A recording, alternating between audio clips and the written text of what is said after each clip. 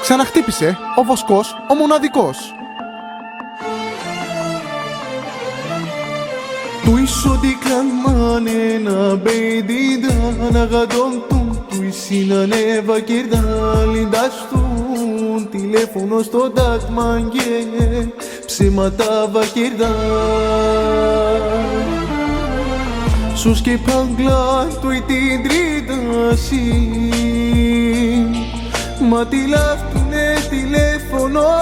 σαράτη του isa τσάι που τνασλείς κανακά την τρομέστεραράτη με τηλέφωνα καλά μέχρι τη βάτελες στο τάτι τζάνελ σου μαγκαβάτουν βαγιά μα τη τζάλι κοντικό πονηρά με τηλέφωνα καλά μέχρι τη βάτελες στο τάτι τζάνελ σου μαγκαβάτουν βαγιά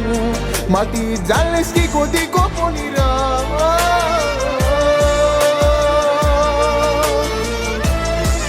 Αυτό το τραγούδι το έχει γράψει ο Βοσκός ο μοναδικός από Τύρναβο για τη γυναίκα του, τη Μαριλού, και το αφιερώνει στη κόρη του, τη Σαβίνα, με πολύ αγάπη.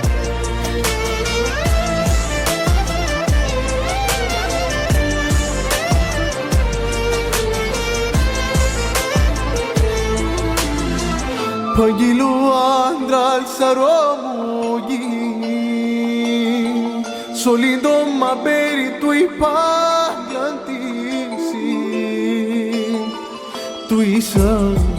του ίσα τσάι που τρασλείς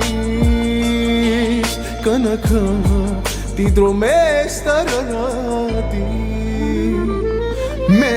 αυτόματους καλά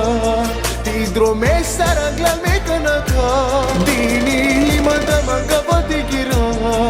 την δικαίν μας αρέω Ρωμά με αυτόματους καλά τα βαπτιλά πουνε με ο θαραντρά